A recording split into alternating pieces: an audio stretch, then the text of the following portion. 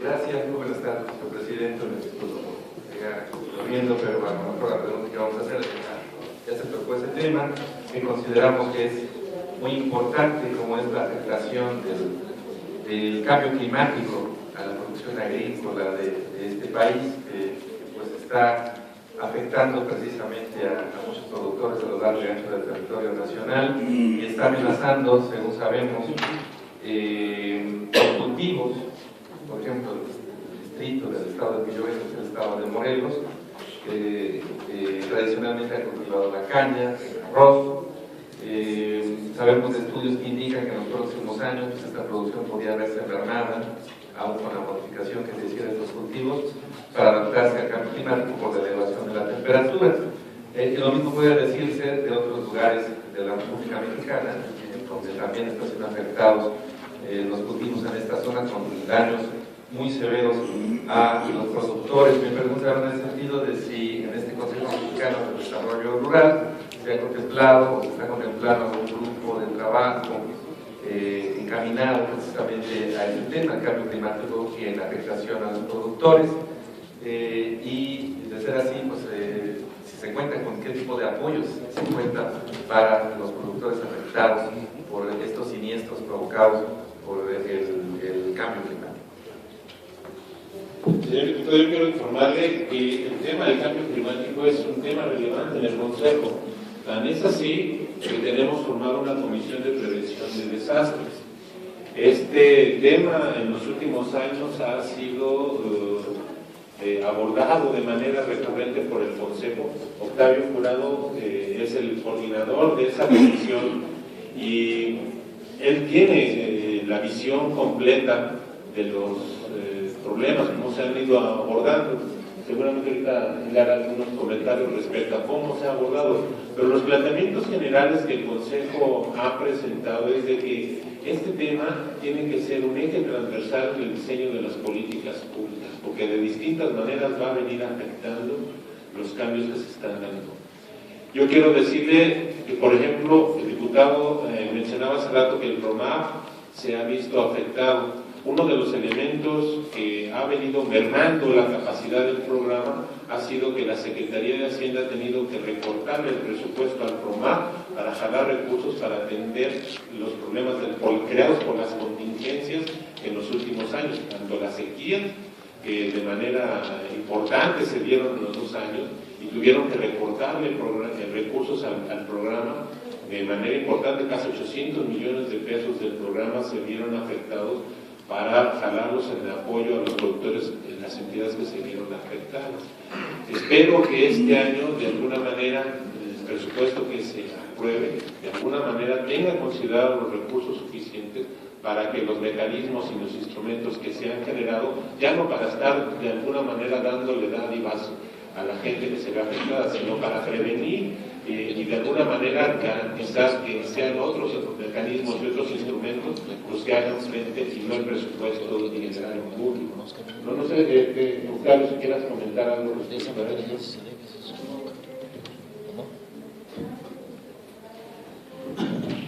Muchas gracias y gracias por la oportunidad de saludar a los diputados de los días aquí en la mesa.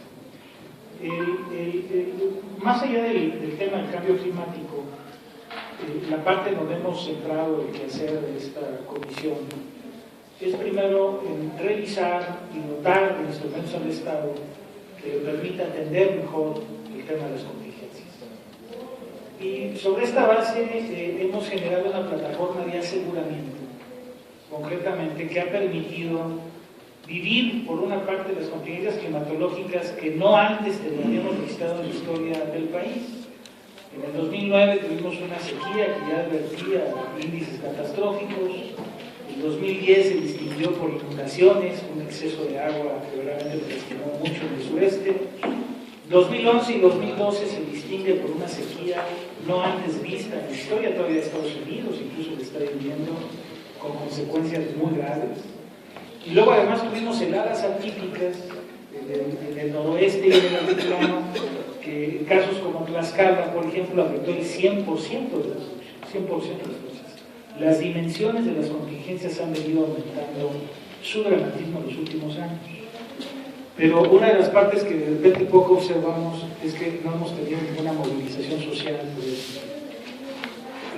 Lo que quiere decir es que aún ante el reclamo y aún desde luego ante la contingencia, los instrumentos del Estado de alguna manera han estado funcionando y han sido reactivos a esta parte.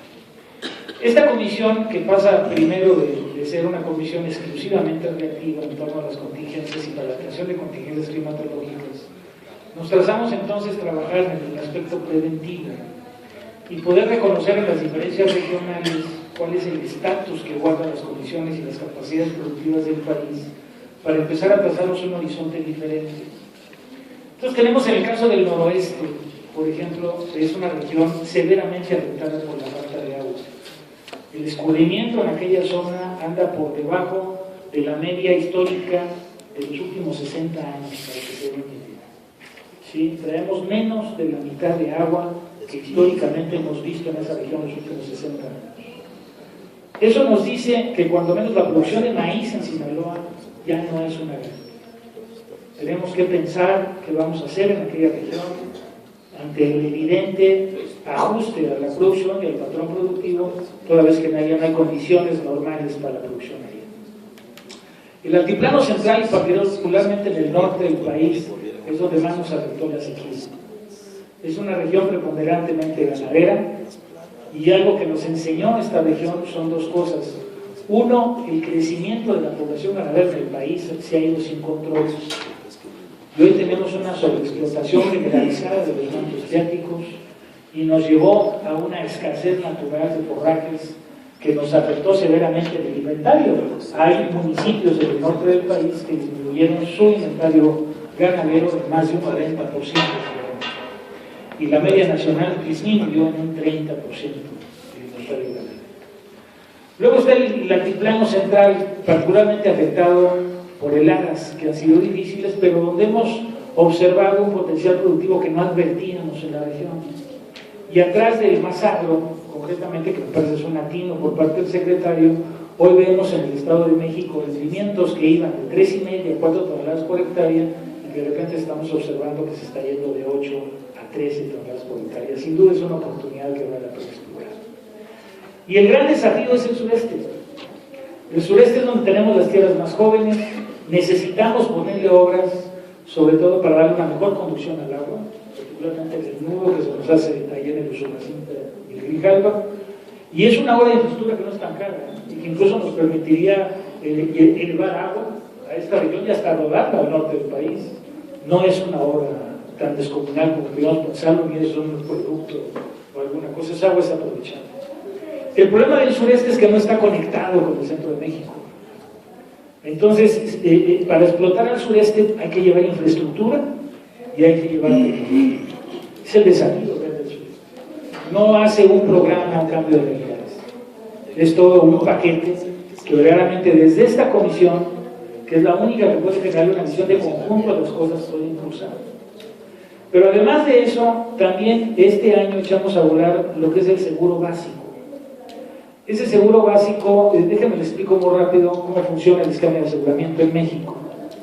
Y lo primero que tenemos es un seguro catastrófico que contratan los estados y la Zagarpa para proteger superficies y productos que, de acuerdo a la lógica del estado, son los que deben proteger. Aquello que el estado no protege, o por un problema económico o por una cuestión de estrategia, Zagarpa lo protege con un seguro propio. Es decir, hay dos seguros. Viene una catástrofe no esperada y se activa primero el seguro del Estado.